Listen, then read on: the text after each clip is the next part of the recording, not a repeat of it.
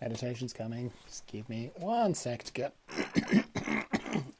organized. Bit of light on the subject. Move this a bit closer. Without pulling that camera down on top of myself.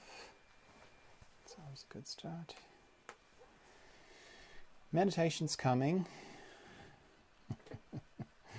I just need to get organized. Well, I am organized. I just need to get, I need to get YouTube up and running so I can see that everything's working on YouTube.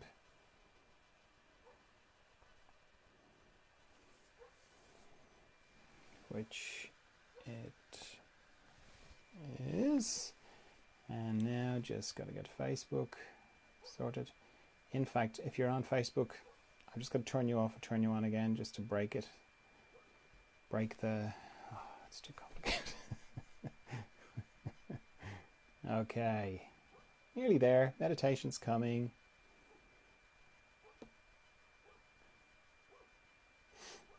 Any minute now.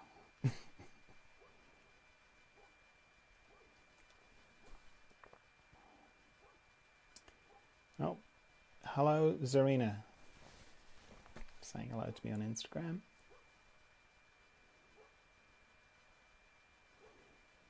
Any minute now, the meditation will be up and running. No, not yet. Bear with. Unfortunately, I'm not very good at multitasking, so I can't just start because I'll keep getting distracted by this thing if it's not working. But it is working, I think, now. Yes, we're off to the races. Brilliant. Okay. How are you? How's the day going? Good? I hope it's going well. It's fine if it's not. Not every day goes great, but I hope it is. Okay, we're going to do some meditation. This isn't a class, it's just a chance to meditate together. It's part of these meditations are part of the further emergence work I do. And I'll explain all about further emergence at the end when we're finished the meditation. Because it's not for everyone, so, if you just want to come and meditate, that's fine. So, if you're in use... camera just turned itself off there momentarily, sorry about that. If you're an experienced meditator, if you're familiar with meditation, that's brilliant. Can you hang on for a minute while I explain what I do, just for the benefit of people who are new to meditation? There's lots of different styles of meditation. This is what I do. For me, it starts with why I would meditate. I'm trying to connect to a part of me that I connect to every night when I go asleep. Not when I'm dreaming, the bit after dreaming. So I'm dreaming and then I drop out the bottom of dreaming into deep dreamless sleep, where I have no thoughts, no memories, no feelings, no emotions, no personality, don't really have a body, no bed, no bedroom, no nothing. I don't even have me because I sort of cease to exist. I'm not really there. I don't really know I'm there. Certainly in the way that I know I'm here now. Which, when you add all that up, it just sounds like death. It sounds awful. And yet, I love going to sleep. And when I wake up in the morning, I feel refreshed. So some part of me knows that that's a good place that I go to. And that's where I want to go to when I meditate. I just want to do it consciously. So if you're new to meditation, first thing, don't try and do this lying down because you'll fall asleep. And if you don't fall asleep, you'll battle sleep. Both of which are counter to what we want to do. So sit up. You don't have to sit in a lotus position or anything like that. I'm just sitting in a chair. I mean, if you're comfortable in a lotus position, that's great. Fire away. I'm just sitting in a chair. If you're going to sit in a chair, don't sit in a big comfortable armchair that you're going to fall asleep in, because you're just back into that side of things again. So as I say, there's no thoughts in this place. This place that I want to go to in meditation is funny. It's almost like my mind has to kind of wait outside the door. It can't get there. So I have to figure out some way of working with my mind. So, or I like to think of it as like parting the curtains of my mind so I can get into it. So what I do is I make an arrangement with my mind where I say, could you just not think for the next 15 minutes because I want to meditate? And at this stage, my mind is on board for the idea. Now, having your mind on board is important It's usually not a problem when you're starting out in meditation, because it's a novelty and your mind will be interested. It only becomes a problem if you're trying to, have a meditation practice for a long, regularly, a couple of times a day or once a day or whatever. Then down the track, your mind will get bored with it. I'm not going to go into what to do about that now. I can talk about it afterwards if anyone's got any questions about that. But for now, I'll just say having your mind on board, very helpful, very important. So my mind is on board. Good. Next thing, stop thinking. Which, it's actually not that hard to stop thinking, because regardless of what I'm thinking about, which would be like the content of my thoughts, the structure around it, it's always the same. It's always pictures and sound. So if I turn off the pictures and I turn off the sound, that's it. I'm not thinking. Brilliant. As soon as I do that, as soon as I stop thinking, I'm into the practice of meditation. Now, the practice of meditation runs parallel with the intention of my meditation. So I've already said what the intention is. I want to go to this deep, profound, still, possibly eternal, calm, Zen-like, all those words they use to describe meditation. That place. That's where I want to go. The practice of meditation runs along parallel with it, and it starts as soon as I stop thinking. And it pretty much goes, I'll stop thinking, so I'll turn off the pictures, I turn off the sound, I'll bring my mind to not thinking. Then some time passes and I discover that I'm thinking again. I go, oh, I'm thinking again, okay. Turn off the pictures, turn off the sound, bring myself back to not thinking. And some more time passes and I discover that I'm thinking again. I go, oh, I'm thinking again. Bring myself back to not thinking, turn off the pictures, turn off the sound. Then some more time passes, I discover I'm thinking again, I'm thinking again, and so on. So the practice of meditation is simple. Every time you discover that you're thinking, bring yourself back to not thinking. And it's important to know about thinking and how it works in meditation, because it's easy to get the misconception that meditate properly, you shouldn't be thinking at all, which isn't the case. It's a dance between these two things. Sometimes you'll be very deep and still and in that kind of mysterious, beautiful place. And other times you'll be discovering that you're thinking. And both are powerful in their own way. It's obviously powerful when you're in that very deep, still part. Your nervous system settles down, everything feels brilliant. It's also very powerful when you're discovering that you're thinking. But the power is not so obvious, because what happens is, it's subtle, right? What happens is, if you're like me, the sort of things that you think about are all to do with you. So for me, I'd be thinking, what did I say that for? What am I going to do about that thing? Why did that person say that thing to me? Or something like that. Now let's say I'm meditating, and I'm in the middle of meditation, and then I'm in the middle of thinking one of those thoughts, and I go, oh, I'm thinking, turn off the pictures, turn off the sound, bring myself back to not thinking. Indirectly, what I'm saying or demonstrating to myself is, that thought you were just thinking, the one that you thought was you and that you were it, well, you just made that thought disappear. You just made it like, go. So you're not that thought. In fact, you're not any of your thoughts. You're something else. That's very powerful. And the fact that you do that repeatedly, that's very powerful as well. So they're both powerful. And it's not a case of, oh, you should only be bringing your mind back from thinking a certain number of times in a meditation. Any more than that, you're not doing it right. No, that's not the case at all. Because that changes hour to hour, day to day. You might meditate in the morning and only have to bring yourself back from thinking a few times. And then you might meditate in the afternoon and you might have to bring yourself back a lot of times. And one isn't better than the other. They're both exactly the same. Okay? The main thing is the golden rule, as I heard myself saying yesterday, every time you discover that you're thinking, bring yourself back to not thinking. If you do that, you're doing great. Now, while all that's going on, I'm also letting go of tension in my body, or I'm becoming a bit more aware of my body. It's probably a better way of putting it. And what I do is I scan my body from my head down to my feet, back up again, very slowly, very gently. Anywhere I find tension, I let it go. And to let the tension go, I use my out breath, because it's natural to just breathe it away. Very good. But it's also a good way of bringing my awareness to my breathing, because it's quite easy with all the not thinking, but to hold your breath in meditation or to stop breathing altogether. So using the out breath to let go of tension is a good way of avoiding that. The other thing I do is, as I'm scanning my body, I'm paying a little bit more attention to any structures in my body that go across. Mostly my body runs longitudinally, head to toe. Any structures that go across or transverse, they operate a little bit like a log going across a stream. You know, it picks up all the twigs and the leaves and the branches and anything else that's coming down the stream. Except in my body, that's tension. It's not leaves and twigs and so on. So I'm spending a bit more time on my eyes. That's a transverse site. And there can be a lot of tension in my eyes. My jaw, my tongue, the base of my neck, my shoulder girdle. All my joints are transverse sites. So my shoulder, elbow, wrists, fingers, my heart area, my respiratory diaphragm, all my intestines, my pelvic floor, my hips, my knees, my ankles, and my toes. Having a nice quiet room is very helpful when you're starting out in meditation, because one of the things that triggers thoughts is noise. And when you close your eyes, your hearing amplifies. So the quieter the room that you're in, the less things your mind will have to trigger it to start thinking. And then the other thing I do to help my mind not think is I set a timer for how long I'm going to meditate for.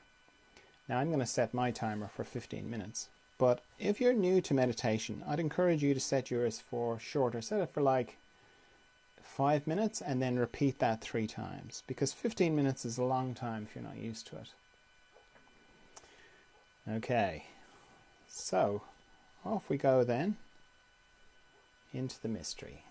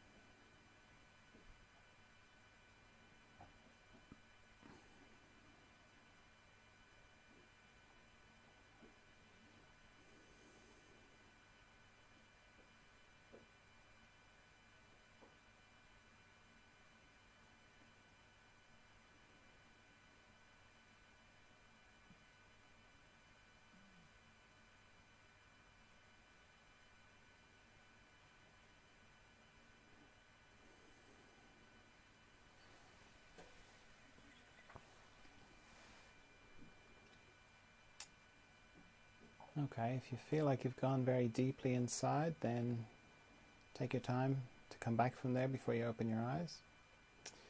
Or if you feel like you can hold the inner space and the outer space at the same time, then just open your eyes. And if when you do that you feel like you've lost contact with the inner space, you can just close your eyes again, reconnect. Oh, yep, there it is. Open again. No, lost it a bit. Close again. So on. Use your eyes like valves to balance the inner space and the outer space. So as I said at the beginning, these meditations are part of the further emergence work I do. Further emergence is to do with growth, really. It's to do with inner growth. You could call it spiritual growth, growth in awareness, growth in consciousness, all that sort of growth. Because your body stops growing when you become an adult, but you keep growing on the inside.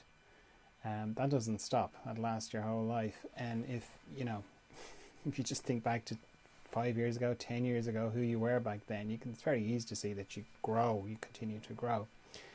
And just like when you were growing in your body as a child, you might have gone through a period of accelerated growth. They're called growth spurts, colloquially. Similar thing happens on the inside. And because you're growing for the rest of your life, you go through growth spurts for the rest of your life. And that's really the focus of further emergence, is on those growth spurts. Because it's easy to misidentify them as there's something wrong.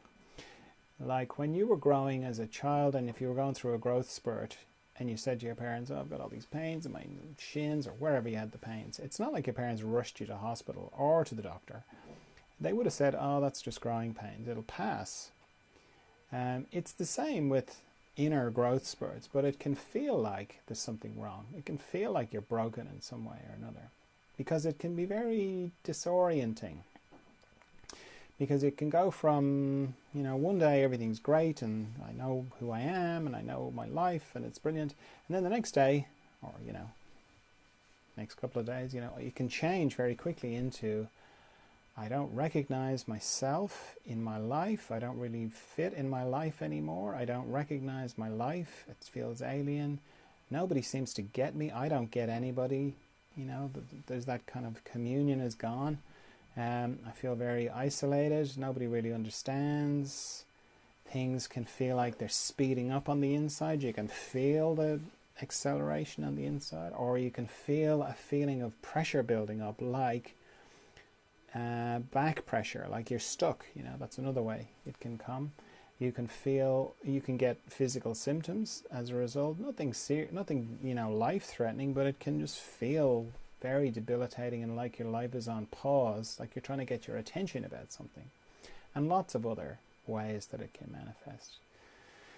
So I've been through it myself loads of times, and I've helped a lot of people through it as well over the years. So these meditations are a way to help, because the more familiar you are with your inner space, the easier it is to navigate these inner growth spurts. There's a Zoom group every week, every Friday at 8 o'clock Irish time.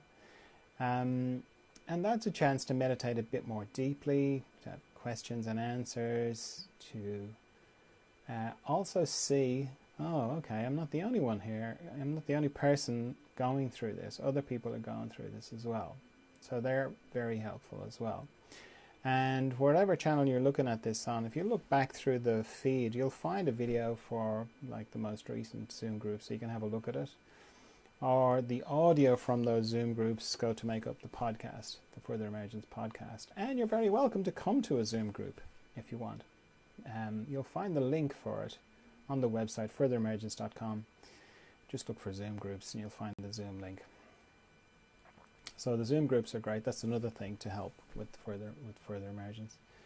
And I see people one-to-one as well. I do that twice a week. So that's a combination of, I think of it as behind the scenes and in front of the scenes. So in front of the scenes is where we talk, and we talk through what's going on, and this kind of feedback and reflection and that kind of thing. And then there's the part where the person lies down and I work on their system energetically as well. And that just helps to help their system become harmonious with the process. And then I've written books. I've written 4 books, all in or around the process of further emergence. So there's lots there. And if you're still with me, if you got all the way to the end, you're still watching the video, you're still here in the live stream, then maybe something is resonating with you. Maybe there's some part of you is going, there's something to this.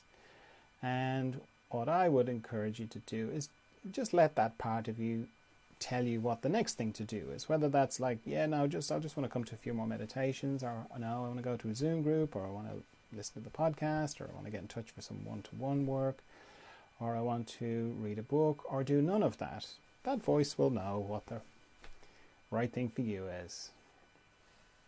Okay, so thanks very much for meditating with me, and see you tomorrow for some more meditation. Bye.